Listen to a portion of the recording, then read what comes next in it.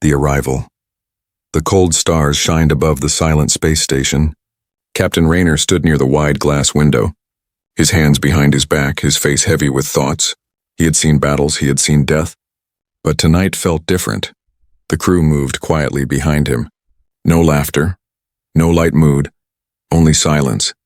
Because in the medical bay, something or someone was waiting. A few hours earlier, the station had received a distress signal, weak and broken. An escape pod drifted near the dark edge of the system. It looked damaged, cracked, almost lifeless. The crew pulled it in, thinking it was empty. But when the hatch opened, they saw her, a girl young, with pale skin that glowed faintly in the dim lights. Her hair floated around her like silver threads. Her eyes were closed, her breathing shallow. The crew froze. Some stepped back in fear. She was not human. Dr. Marin rushed forward, scanning her body. "She is alive," the doctor whispered, "but weak. Very weak." The crew exchanged uneasy looks. Bringing aliens aboard was dangerous. Rules were clear, but Captain Rayner raised his hand. "Put her in the med bay," he said firmly. "Until we know more, she stays alive now." Hours later, she lay on the med bed, machines humming softly around her. Her chest rose and fell slowly. As if each breath was a fight, Rayner entered the room, his boots echoing on the floor. His second officer, Lieutenant Kara, stood beside the bed, arms crossed. "Sir," Kara said coldly, "this is a mistake. We don't know what she is." Rayner's eyes stayed on the girl. "She's someone in need," he answered, "and until proven dangerous, she is my guest." Silence filled the room.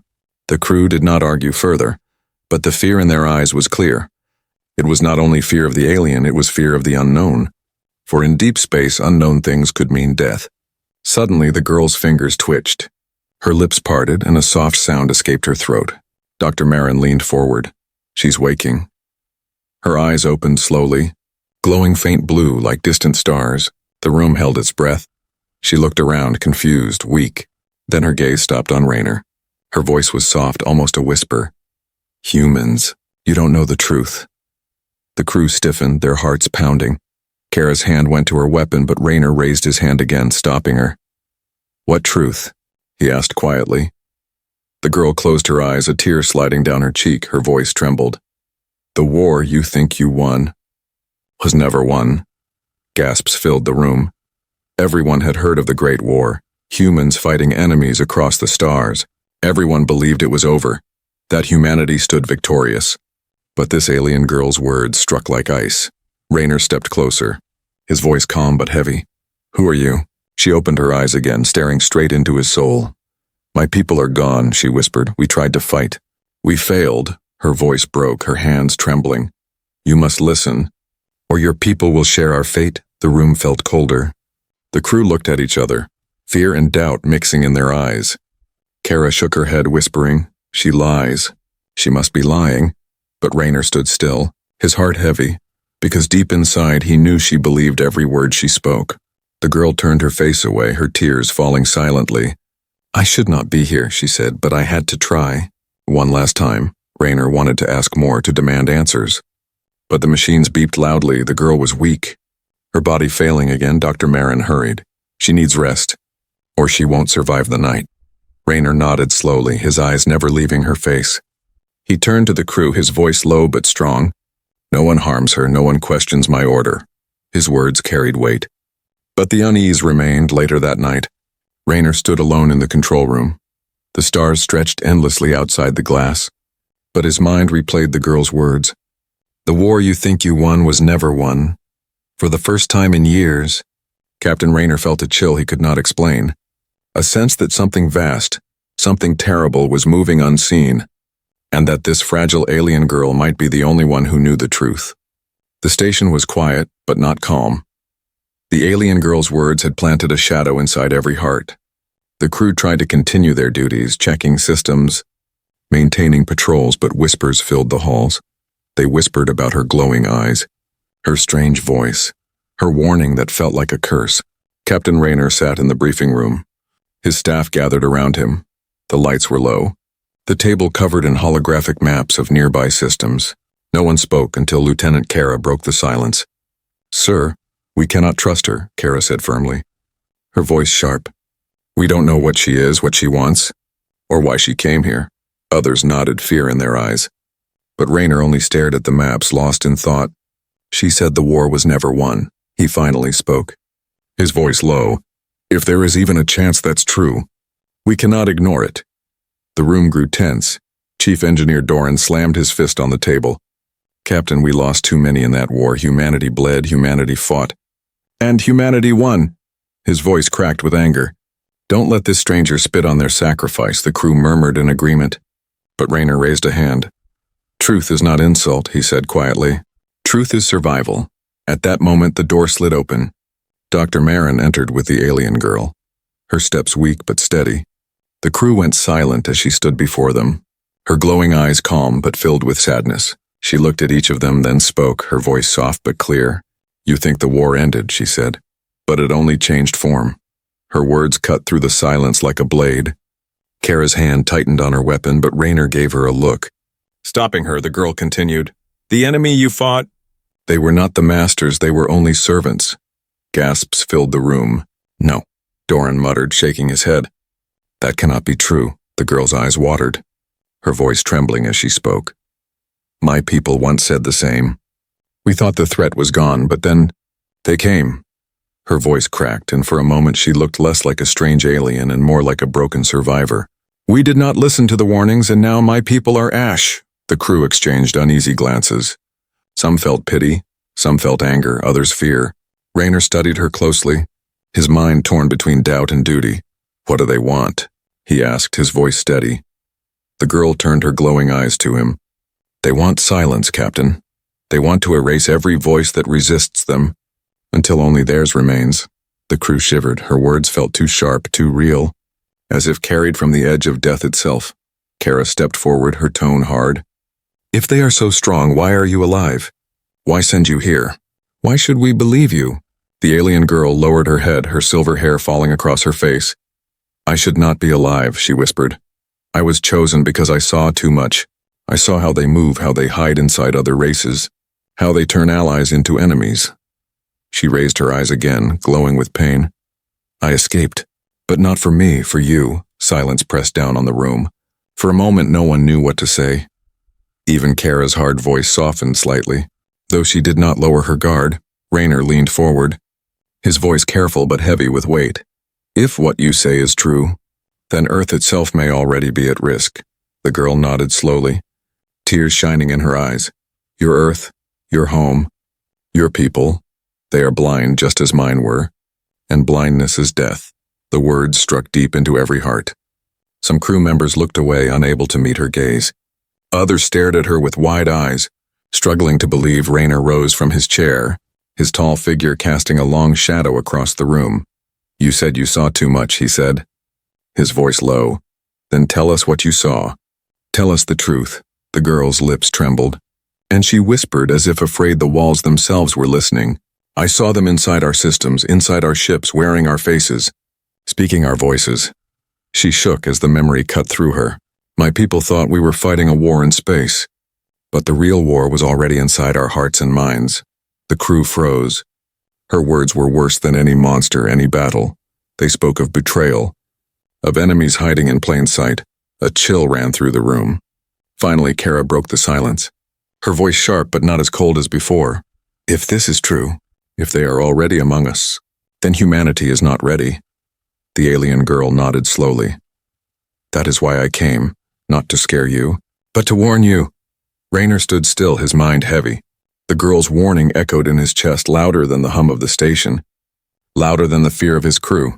If she was right, then everything he had believed, every victory, every celebration was a lie, and if she was wrong, then he was risking his people's trust for nothing. The girl's voice broke his thoughts, soft but steady.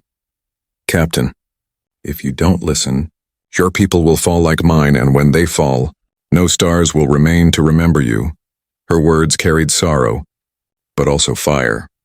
For the first time, some of the crew looked at her not as an enemy, but as a messenger, and for the first time, Captain Rayner felt the weight of a choice that could decide the fate of his species. Outside the station, the stars burned silently, watching, waiting, and inside, a warning had been given whether they believed it or not. Their lives would never be the same again. The station lights dimmed as night cycle began. Most of the crew had returned to their quarters, but no one truly slept. The alien girl's warning echoed in their minds, her glowing eyes haunting them even in silence. The war was not over, she had said. The enemy was already inside. Those words sat like a shadow on every heart. Captain Rayner walked the empty corridor, his steps slow, his thoughts heavy.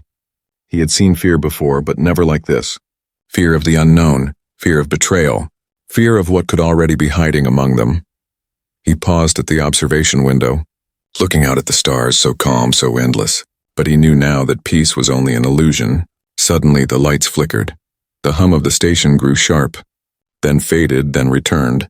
Rayner's instincts sharpened, his hand brushing against the sidearm on his belt. Something was wrong, alarms did not sound. But the silence itself felt like a scream. He turned quickly and hurried toward the control deck. As he entered, he found Engineer Doran crouched near a panel, his face tense. "Captain," Doran said quickly, sweat on his brow.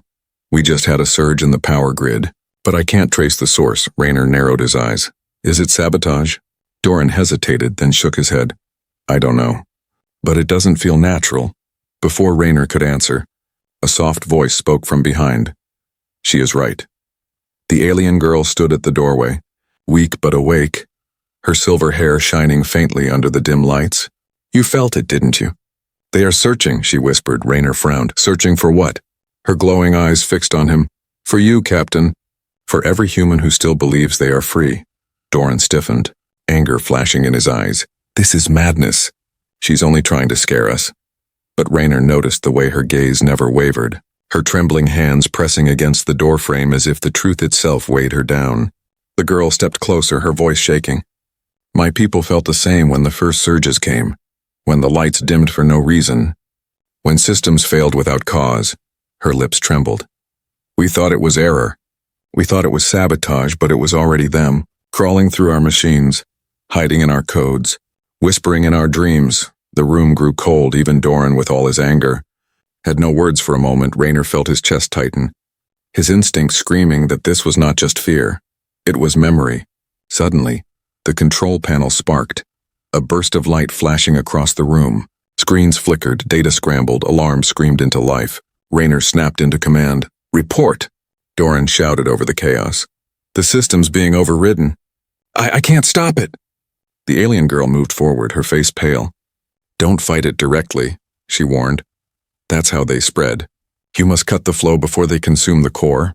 Doran looked at her in shock. "How do you know this?" She stared at him, her voice sharp. "Because I watched my world die when we did not." Rayner didn't hesitate. "Do it, Doran. Cut the flow." The engineer's hands flew across the panel, his fingers shaking. With a final strike of his palm, the main circuit shut down. The lights died completely, plunging the station into pitch black. For a few seconds there was only darkness, only the sound of heavy breathing. Then the emergency lights flickered back, bathing the room in pale red. The system stabilized. But the silence that followed was heavier than before. Rayner looked at the girl. Her chest rose and fell fast, her eyes wet with tears. "You saved us," he said slowly, his voice both grateful and cautious. She shook her head. "No, Captain, I only delayed them. They know you now. They feel you." Her words sent shivers through the crew that had gathered at the doorway. Whispers rose, some in fear, some in anger, some in disbelief. Kara stepped forward, her voice low but edged with suspicion. "You knew exactly what to do, as if you've been here before. As if this was your plan." The alien girl turned to her, her voice breaking. "If it were my plan, I would not be standing here begging you to listen. I would not be carrying the ashes of my people in my heart." Her hands trembled as she pressed them to her chest. "I came because I cannot carry it alone anymore. Because if you fall, then the last hope dies with you." The room fell silent again. Even Kara's hard eyes softened, if only for a heartbeat. But suspicion did not fade completely. Rayner studied the girl in the red glow of the lights. Her small frame, her trembling body, her glowing eyes that seemed both ancient and young. She was fragile, but her words carried the weight of galaxies, and though he wanted to doubt, he could not deny the fear in his own heart. Because tonight the enemy had touched his station. Finally Rayner spoke, his voice steady. "From now on, no one questions my orders regarding her. She stays under my protection." Kara's jaw tightened, but she saluted sharply. The others obeyed, though unease lingered. As the crew dispersed, Rayner remained in the dim control deck. The alien girl stood beside him. Silent outside, the stars still shined, calm and beautiful. But inside, Captain Rayner knew a storm had already entered their lives, and in the darkness, secrets waited to be revealed. The truth exposed. The station floated silently above the empty stars. From the outside, it looked calm, but inside, tension spread like fire. Every crew member carried the same fear, the surge, the blackout, the alien girl's warning. It was no longer a rumor, no longer just strange words. It was real. Something had touched their systems, something unseen. Captain Rayner gathered his senior staff in the briefing room. The air was heavy, faces pale under the harsh lights. The alien girl sat quietly at the far end of the table. Her glowing eyes lowered. Some looked at her with suspicion, others with fear, and a few with hidden curiosity. Rayner's voice broke the silence, strong but heavy. "What happened last night was no accident," he said. "We all saw it, we all felt it." He looked around the room, meeting each pair of eyes. "Someone or something tried to enter our systems." Kara leaned forward, her arms crossed. "Captain, the question is not what tried, but who." Her sharp gaze turned toward the alien girl. "Every time she speaks, trouble follows. Every time she moves, the lights die. Why should we trust her?" The girl raised her eyes slowly, her voice trembling but steady. "Because the truth does not care if you trust it or not," she said. Her words struck like quiet thunder. Leaving the room in silence, she placed her hand on the table, her silver hair falling across her face. "You must hear the whole truth, or you will never survive what is coming." Rayner gave her a small nod. "Then speak," he said. "Tell us everything." The girl closed her eyes, her breathing deep when she spoke again. Her voice was low, filled with both sorrow and fire. "My people once believed as you do now. We thought the enemy was outside. An army in the dark." She paused, her hands trembling. "But the real enemy was already inside our walls, inside our minds." The crew shifted uncomfortably, whispers breaking the silence. The girl continued, her voice gaining strength. "They do not always come as fleets or fire. Sometimes they come as friends, as allies, as officers you trust with your life." Her glowing eyes scanned the room. "They wear faces that are not theirs. They speak with voices you love, and by the time you notice, it is too late." Gasps filled the room. One young officer whispered, "That's impossible." But the girl leaned forward, her voice sharp. "It is not impossible, it is happening already." Doran, the engineer, slammed his hand on the table. "Enough. These are stories, nothing more," but his voice shook, his eyes betraying fear. The girl turned to him, tears forming in her eyes. "They said the same on my world," she whispered. "And I buried every one of them." The room fell into silence again. Rayner studied her face, the pain in her words too raw to be a lie. "Do you have proof?" he asked quietly. The girl nodded slowly. "Your systems hold traces, your codes have already been touched. Last night proved it." She looked straight at Doran. "And if you search deeper, you will find something you do not want to see." The crew exchanged uneasy glances. Doran hesitated, then turned quickly to the control panel, his hands flying across the keys. The room held its breath as streams of code filled the screen. At first everything looked normal. Then small patterns appeared, strange signals buried deep inside. Doran's face paled. "These aren't ours," he muttered. "These aren't human." Whispers filled the room, fear spreading like poison. Rayner stepped forward, his voice calm but heavy. "Show us." Doran brought the data onto the main screen. And there it was. Hidden commands, strange symbols, repeating signals.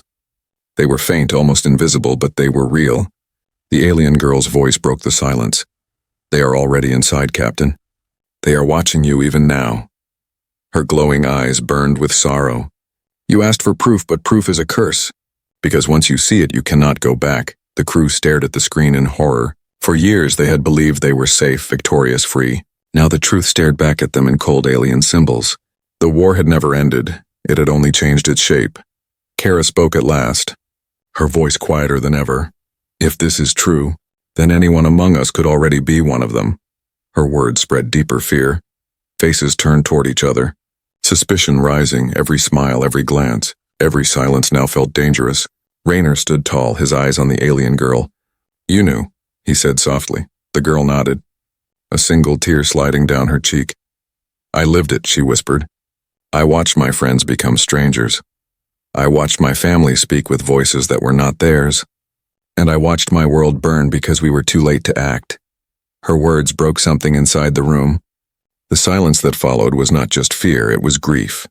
Grief for something that had not yet happened, but already felt inevitable.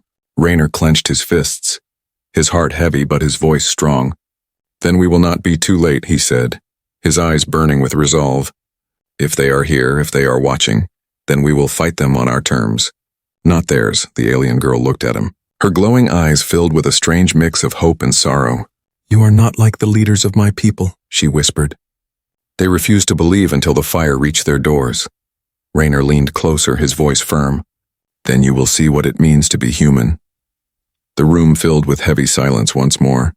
The truth was exposed and nothing would ever be the same again.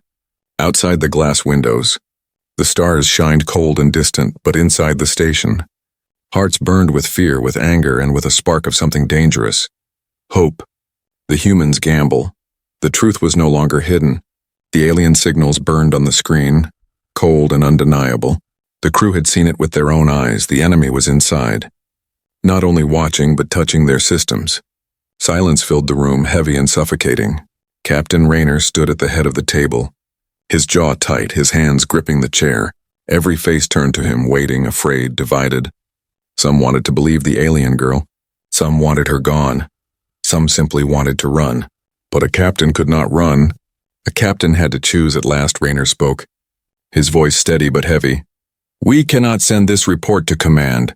Gasps filled the room. Kara's eyes widened, her voice sharp. Sir, are you suggesting we hide evidence from Earth? Rayner nodded slowly. If command sees this without proof of who we can trust, they will panic, or worse, they will ignore it. His voice grew firm. Fear spreads faster than fire, and I will not burn humanity with panic before the battle even begins. The crew shifted uneasily. Doran slammed his hand on the table. Captain, this is madness. Our duty is to Earth, to report everything. Rayner cut him off with a cold glare. Our duty is to protect Earth, engineer, and sometimes protection means silence. The words struck deep. Half the room looked shocked, the other half uncertain. Rayner turned his eyes to the alien girl. You said they spread by hiding. By turning us against each other, he said. If I report this now, they will know exactly where we are. They will move faster, and humanity will never be ready. The girl lowered her head, her glowing eyes glistening with tears. You risk everything, Captain, she whispered. Rayner's gaze did not waver. Then so be it. Kara leaned forward, her voice hard but her eyes searching. Sir, with all respect, this decision will shock the staff. It already has. She gestured toward the silent crew, their faces pale. They swore loyalty to you, but this looks like betrayal. Rayner's voice dropped lower, cold as steel. If my crew cannot stand with me, then they are already lost. He looked around the table, meeting each pair of eyes. You are my officers, my family and the stars. But if you cannot trust me now, then leave your posts. No one moved. The silence grew heavier, but no one stood to walk away. They were afraid. They were divided, but they were still his crew. The alien girl raised her trembling hands to her chest, her voice soft but breaking. My people had leaders who refused to make hard choices. They delayed, they argued, they fought among themselves, and by the time they acted, it was too late. Her eyes met Rayner's. Perhaps your gamble will save you. Perhaps it will destroy you. But at least you choose. Rayner gave her a small nod. Then we begin, he said firmly. That night, the crew gathered in the main hall. Rayner stood before them, his figure tall and unshaken. The alien girl stood behind him. Fragile but steady, whispers filled the hall. Doubt and fear mixing in the air, Rayner raised his hand for silence. Crew of the Vanguard Station, he began, his voice carrying through the room. You have seen the proof? You have heard the warning. He paused, letting the weight of his words sink into every heart. The war we thought ended never ended, it changed. It hid and now it reaches for us again. Murmurs spread. Faces turned pale. Rayner's eyes burned as he continued. I will not send a report to Earth, not yet. The room gasped, voices rising. He raised his hand again, silencing them with sheer force of command. If I send panic, humanity will fall before it even fights. His voice grew louder, sharper. We will act in secret. We will prepare in silence, and when the enemy strikes, we will not be victims, we will be ready. Some cheered weakly, others stayed frozen, uncertain. The alien girl watched him, her eyes glowing brighter, her lips trembling as if holding back tears. A young officer called out, his voice shaking, "Captain, what if command finds out? What if they say you are betraying them?" Rayner's gaze turned to him, calm but unyielding. "Then they can call me traitor. They can strip my rank. They can bury my name, but if humanity lives, I will have done my duty." The hall fell silent. Every heart felt the weight of his gamble. It was reckless, dangerous, even unthinkable, but it was also the only choice. Later, in the quiet of the command deck, Kara approached him. Her voice was softer now, though her eyes still sharp. "You've shocked your staff." "Captain," she said, "some are loyal, but some are shaken. One wrong step, and they may turn on you." Rayner looked out at the endless stars, his voice steady. "Better they turn on me than on each other." He turned to Kara, his eyes hard. "The enemy is watching us, waiting for cracks in our unity. I will not give them any." The alien girl stood near the window, her glowing eyes fixed on the stars. "You gamble with lives," she whispered, "but perhaps that is what it means to be human." Rayner walked to stand beside her. "Humanity has always gambled," he said quietly. "Against stronger enemies, against darker nights, and somehow, we survive." The girl turned her face toward him, tears shining. "Then I pray your gamble saves more than just yourselves." And in that moment, the gamble had begun. A secret war, hidden even from humanity itself, a captain's choice, shocking his crew but binding their fate. And in the silence of the stars, the enemy listened, waiting, smiling, unseen. The enemy within. The gamble had been made. Captain Rayner had chosen silence, chosen secrecy, chosen to fight in the shadows. But shadows are not only for hiding, they are also where betrayal grows. The station's corridors felt colder now. Every whisper sounded dangerous. Every step echoed like suspicion. The crew no longer looked at each other with trust, but with doubt. One question haunted every mind: who can we trust? In the medical bay, Kara sat with the alien girl. The girl's faint glow lit the room, soft and sad. She held a metal cup between her trembling fingers but did not drink. Her voice was quiet, heavy with memory. "My people once thought the same as you humans, that silence would keep us safe, that unity would come later. But silence only gave the enemy time to rot us from the inside." Kara leaned forward, her voice careful. "Are you saying they're already here? On this station?" The girl's glowing eyes lifted to hers. "They are always here where fear is strong, where trust is weak." Her whisper felt like ice in Kara's chest. Meanwhile, in the engineering deck, Doran worked with 2 junior technicians. His hands moved quickly over the consoles, checking systems, but his thoughts burned with anger. Rayner had defied protocol, defied command, defied duty. What if he is wrong? What if his gamble kills us all? One of the technicians, a nervous young man, leaned close and whispered, "Do you think the captain is hiding more than he says?" Doran's eyes narrowed, his voice low. Maybe he is already compromised." The words hung in the air like poison. The technician's face went pale, but the seed of doubt was planted, and doubt was all the enemy needed that night. Alarms screamed through the station. Red lights flashed across the corridors. Voices shouted in confusion. Rayner stormed onto the command deck. Kara close behind. "What happened?" he barked. An officer at the console shouted back, "System breach, sir. Section 14's oxygen regulators failed. Someone tampered with the controls." Rayner's eyes hardened. "Casualties?" "4 injured, 1 missing," the officer answered, his voice shaking. "They were trapped in the bay before emergency doors sealed it." Rayner's fist slammed onto the console. The station trembled with his anger. "This is no accident," he growled. "The enemy is inside." The alien girl appeared at the doorway, her pale glow casting long shadows. Her voice was soft but sharp as a blade. "I warned you, Captain. They take shape in fear. They hide in flesh. One of your crew is no longer your crew." Every head in the room turned, suspicion spreading like wildfire. Eyes darted, whispers rose. Fear thickened. Someone shouted, "How do we know it's not her?" Voices rose higher, panic clawed at the crew. Rayner's command voice cut through the storm. "Enough!" The hall froze, his eyes like steel.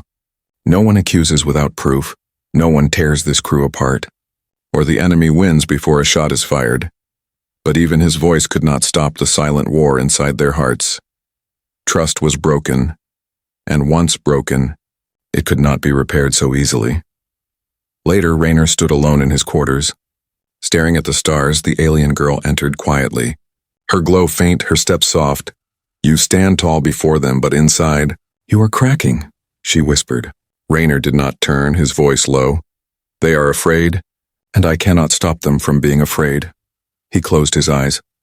I chose silence to protect them, but maybe I only gave the enemy a place to hide. The girl stepped closer, her glowing eyes sad. The enemy does not need ships or weapons to destroy you. Captain, they only need to whisper and you destroy yourselves. Rayner finally turned, his face shadowed by the weight of command. Then I will not let whispers rule my ship. His jaw tightened. If the enemy is within, I will drag it into the light. The next day, he called the entire crew into the central hall. The alien girl stood at his side, fragile but steady. Rayner's voice rang through the room. There is an enemy among us, and it is not only the one that hides in alien flesh. It is fear, it is distrust. It is the poison that eats our unity. He scanned the faces of his staff. I will not allow this station to fall apart from the inside. So I set this order now. Every crew member will work in pairs. No one will move alone. Every system will be double-checked. Every word will be recorded. Murmurs rippled through the crowd. Fear still strong, but order pulling at it. Rayner raised his hand, his voice sharper. If you are human, then stand with me. If you are loyal, then act loyal. And if you are not, then know this. I will find you. The alien girl's glowing eyes flashed brighter, her voice rising to meet his. And when he finds you, I will know you. For your disguise cannot last before me. The hall grew silent. The fear was still there, but now it was mixed with something else. Resolve. The crew looked at their captain, some with doubt, some with faith, but all with the weight of choice.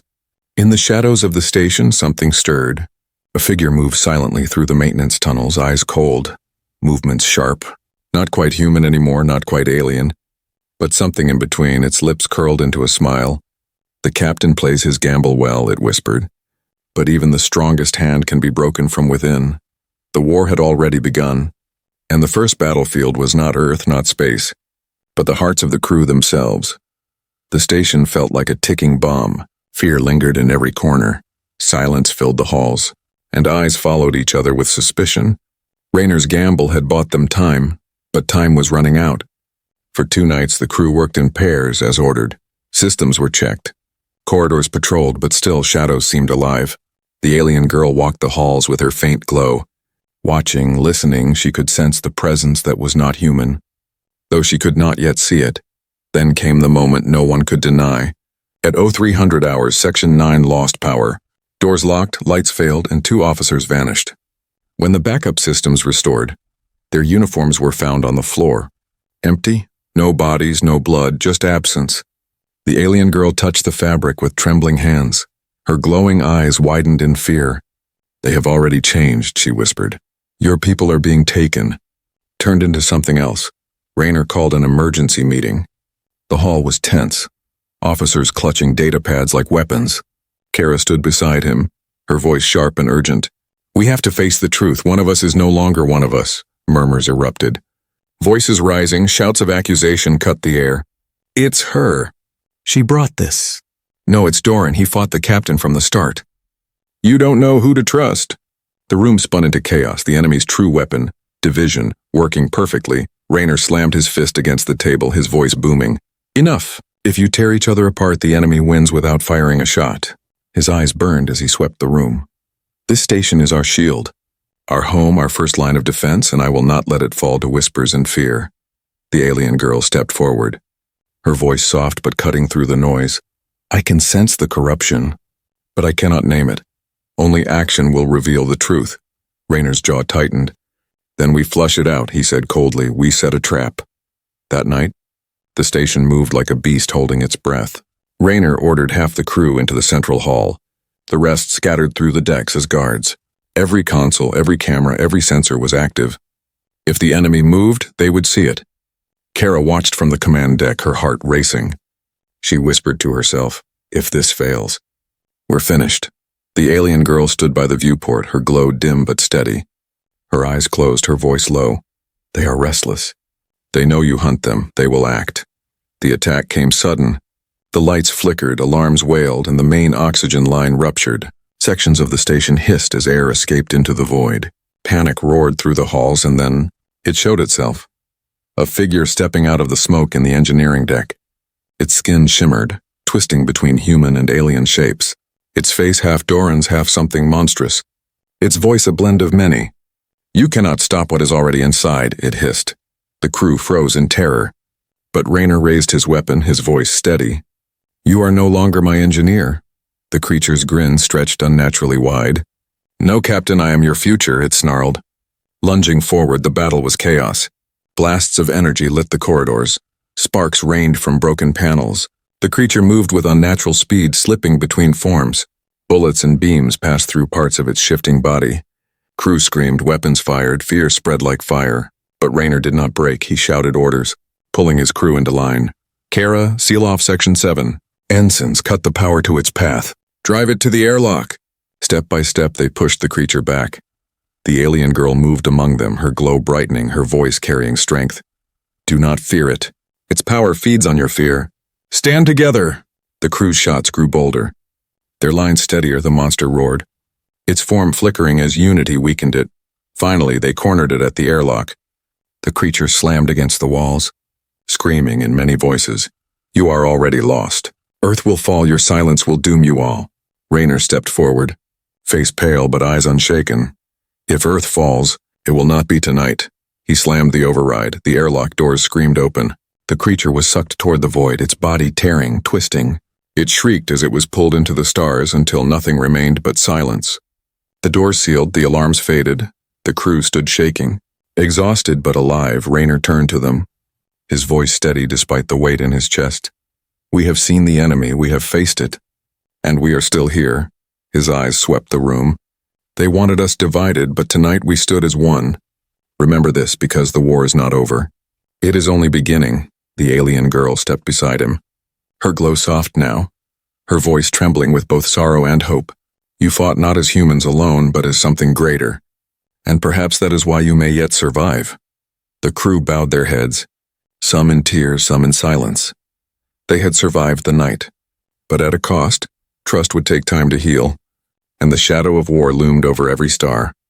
Rayner stood tall, staring out the viewport at the endless dark. The gamble was not finished, the silence not yet broken, but humanity had made its first stand, and for now, they had won.